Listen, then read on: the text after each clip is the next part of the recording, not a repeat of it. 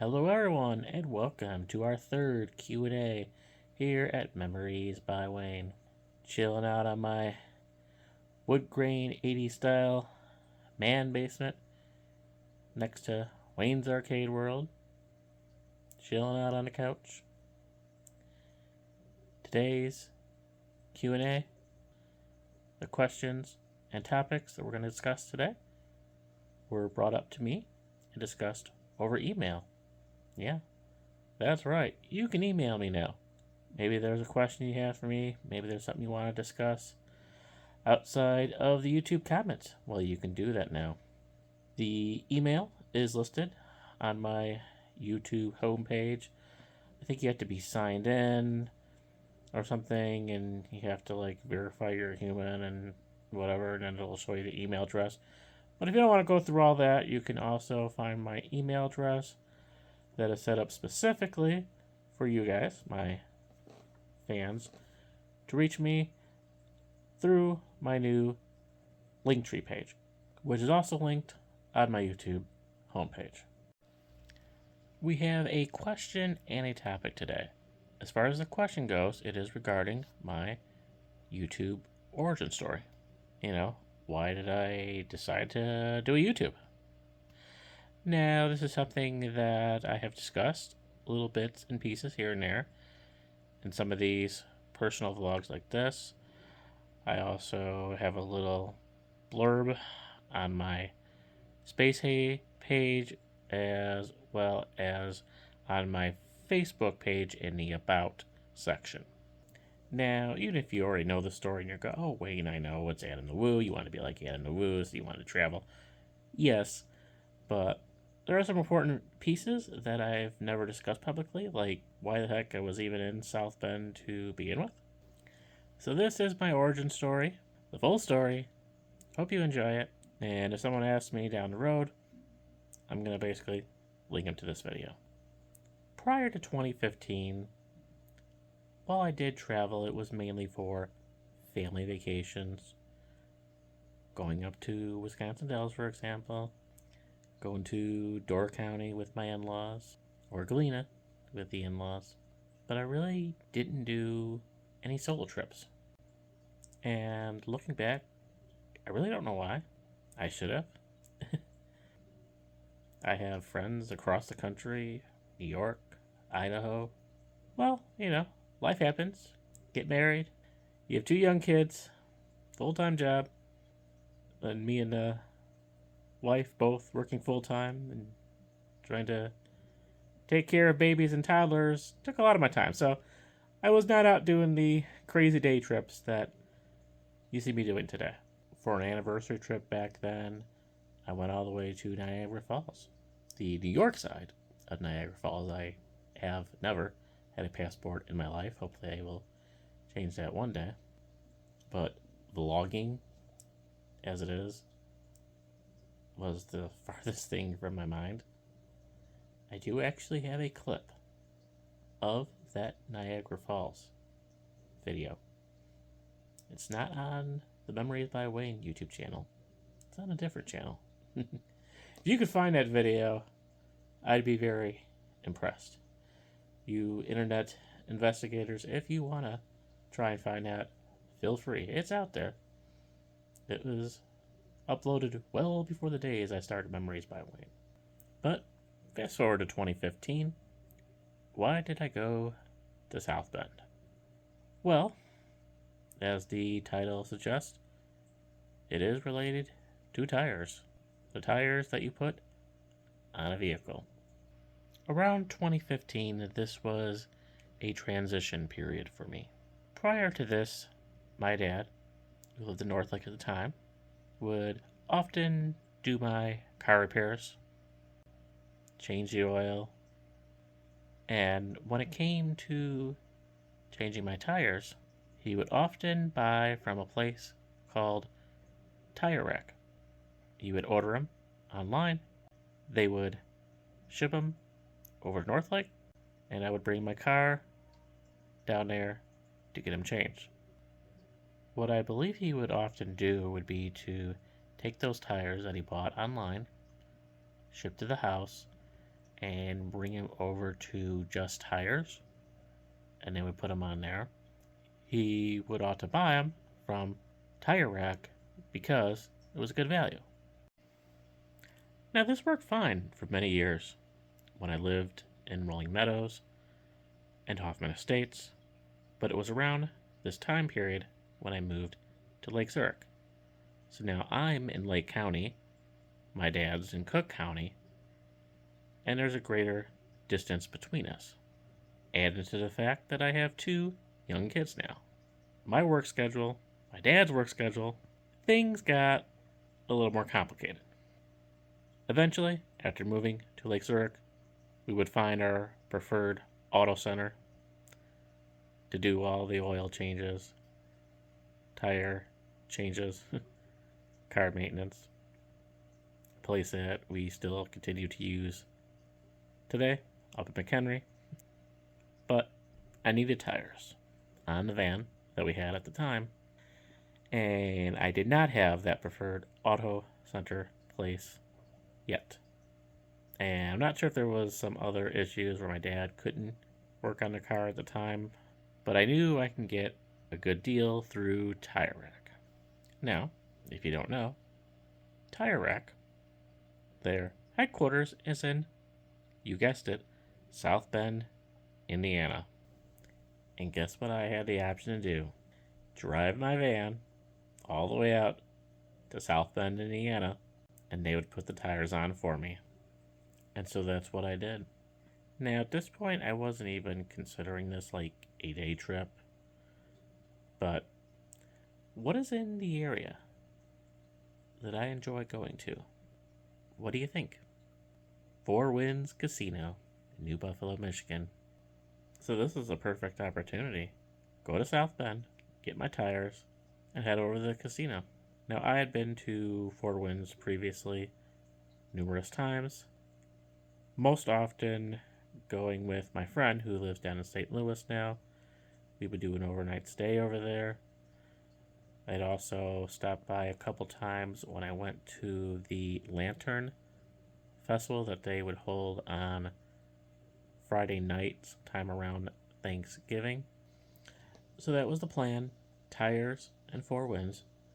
But for whatever reason, I decided to do a little browsing on Google Maps. Something I do quite a bit these days. And I pretty much accidentally ran across the Japanese Garden in Mishawaka, Indiana, which is a suburb, basically, more or less, of South Bend.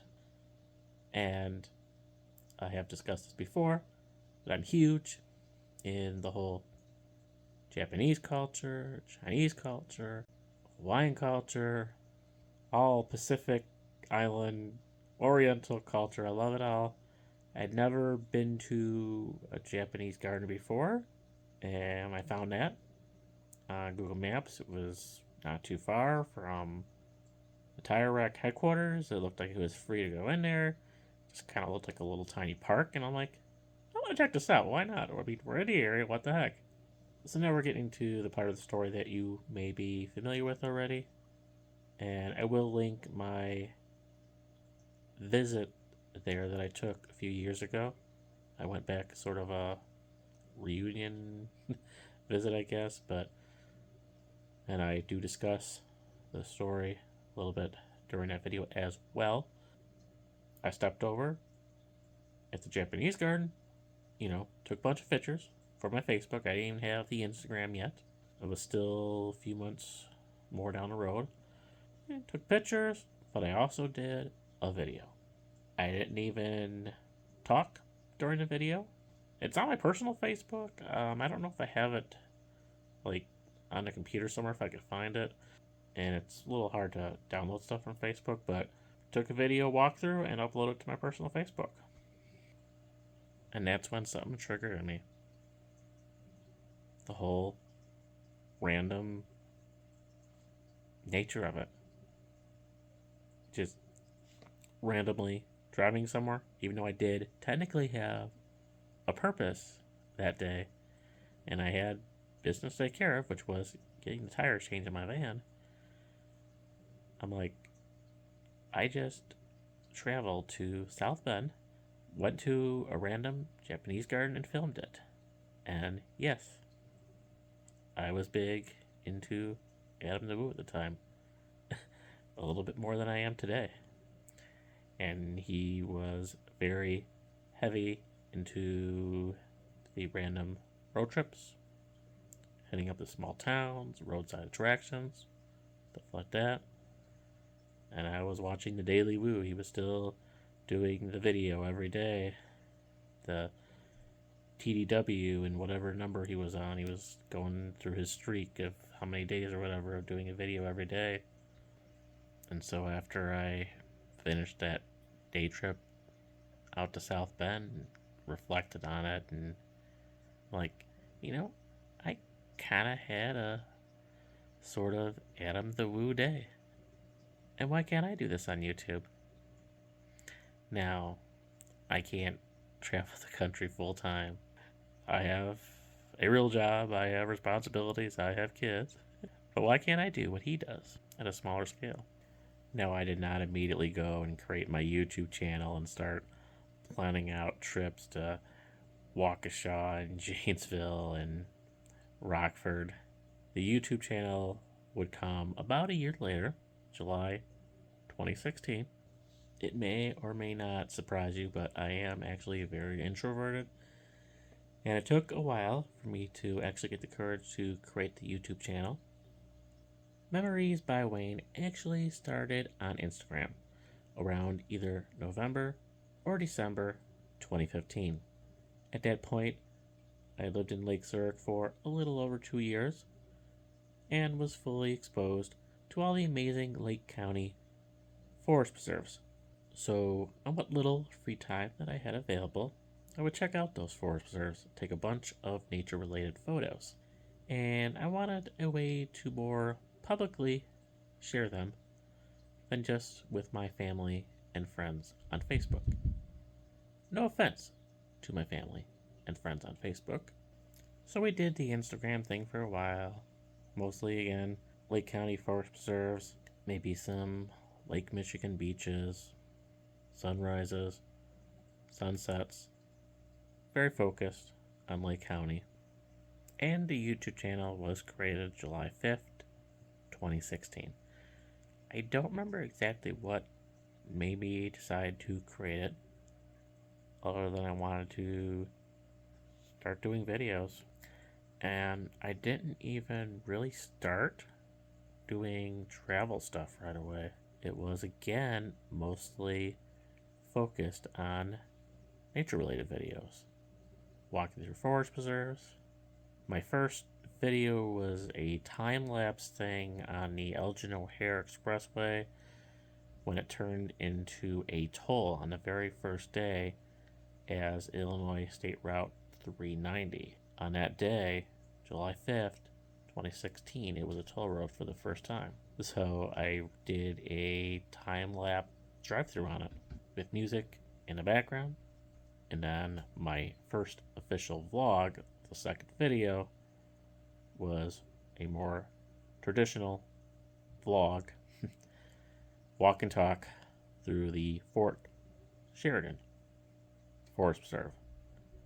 My first attempt to do a vlog over at Lake Michigan. And yeah, that is my YouTube origin story. Now I would continue to do some local nature videos, some videos in Chicago, some Metro train related videos because I was working downtown at the time. One of my first travel videos was actually a family trip over to Shiojiri, Indiana. I had a video from that trip that was kind of one of my first quote-unquote viral videos. It's been surpassed by a couple of videos now, but for quite a while that was my most popular video. And then my first solo trip that I vlogged, Memories by Wayne, was, ironically enough, back over to St. Joseph, Michigan for their Luminary Fest. Yeah, the Michiana region played a big role in the origins of Memories by Wayne. Michiana, a term if you're not familiar with it, is what they call the area of southwest Michigan and northwest Indiana, centered around South Bend, Indiana. Not enough about my origin story. Let's talk about mixed use development. I felt it would be appropriate to discuss it in this video because hopefully you saw that I recently released my 2-part video of Hawthorne Mall, where I, kind of painted mixed use development in a negative light. And I would like to discuss that a little bit more. Hawthorne in particular is trying to paint their mixed use development, which, at least for the first part, they are calling Hawthorne Row, as this sort of livable community. And I get this sense from a lot of the mixed use developments. Rent from our apartments, and you have everything you need right outside your doorstep. Sounds amazing, right? Well, where is the grocery store? Where's the market? Where's the bakery? Where's the playground? The green space that my kids can play? Where's the little general store where I can get my basic household and hardware needs? Where's the pharmacy? If you are going to sell me on your livable community, I want to know that I have access, easily walkable, to the basic necessities that I need for my life. What I see over at Hawthorne, what I see at the corners of Brookfield, a place that I just recently logged, and put aside the fact that yes, these mixed-use developments are replacing their traditional malls. And that sucks. But that's not the point of my topic today, my little rant. It's the fact I don't see this livable community at Hawthorne, at Brookfield, and as we see the final product, or the plan anyway, for Spring Hill Mall, for Stratford Square. They're also developing some kind of mixed-use thing over in Crystal Lake. Of course, Golf Mill is going to be turned into a mixed-use development as well. That's the buzzword, mixed use. I don't see a community. All I see is a money grab. I see expensive apartments built on top of expensive restaurants and expensive clothing stores, which is wonderful. If you have the money to rent those expensive apartments, you probably have the money to eat at those fancy restaurants and buy all that fancy clothing. But this is not a sustainable community. This is not some living green space thing. I mean, yeah, there's grass in between the stores, but your basic necessities, you're not going to find it at most of these mixed-use developments. You still got to drive to Walmart. You still got to drive to the Jewels. You're still going to have to drive to the Home Depot. And I'm not dumb. I get it. Dead malls are not making money. Malls in general are barely making any money. So if a landowner has an opportunity to make a ton of rental income with luxury apartments and leasing spaces for these restaurants and clothing stores, of course it makes sense for them to do it. And this is what I was thinking about the other day. Okay, let's just imagine for 1 second that I actually had the income to afford those apartments that they have over at Hawthorne Row. Okay? I move in there. Now what? There is currently one store As far as I can tell, that's open. Lovesack, whatever that is. I'm guessing a clothing store. And there's that little green space where the Hawthorne row sign is. And I would technically be able to walk to Hawthorne Mall. An indoor mall that is getting smaller and smaller as we speak. I have Sbarro and Charlie's. I could walk over there to eat every day. I don't even do a lot of shopping over at Hawthorne. There's not much that's really that useful for me. So why would I invest my money into their livable community? I mean, once they start filling in tenants there, maybe it would be more attractive to me, but I'm not really that motivated to live at Hawthorne Mall or Hawthorne Row. And that's the one thing about that intersection over there at 21 and 60 is that they built up so much over there. There's so much commerce, so many restaurants. I mean, look at Melody Farms. The one advantage that their luxury apartments have is that at least I would be able to walk over to the Whole Foods if I wanted. But there's just so many options. And I love Hawthorne Mall. You know how I feel about the traditional indoor mall. But I'm also kind of wondering, is that a disadvantage if you are trying to sell a community that is connected to an indoor mall? Now, if I can get an apartment that is connected directly to Woodfield, that would be pretty cool.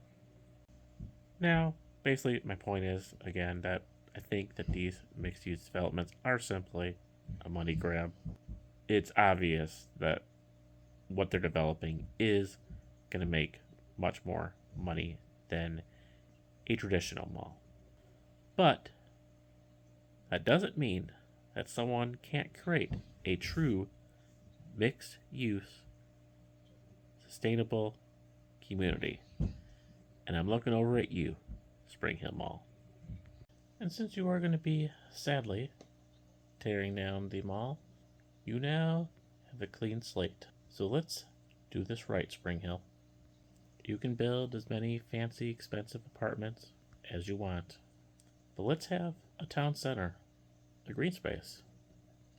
Maybe a little concert stage. And how about you build around that? A grocery store, a market, a convenience store. Maybe have a little outdoor farmer's market. How about a general store, a hardware store, a pharmacy, maybe a little post office? Now, if you want a great example, something to start with, check out Newtown in St. Charles, Missouri, where my friends live. They have a lot of the things that I mentioned. So let's see you do something a little different, Spring Hill, and create an actual, sustainable, green, living, mixed-use community that average, everyday people like myself could use. Heck, one day, if I'm able to retire, maybe I'll consider your community. So, am I on the right track for what a proper mixed-use development should look like? Or in the end, is it really just about having fancy apartments on top of fancy restaurants? Let me know in the comments below. Thank you for watching.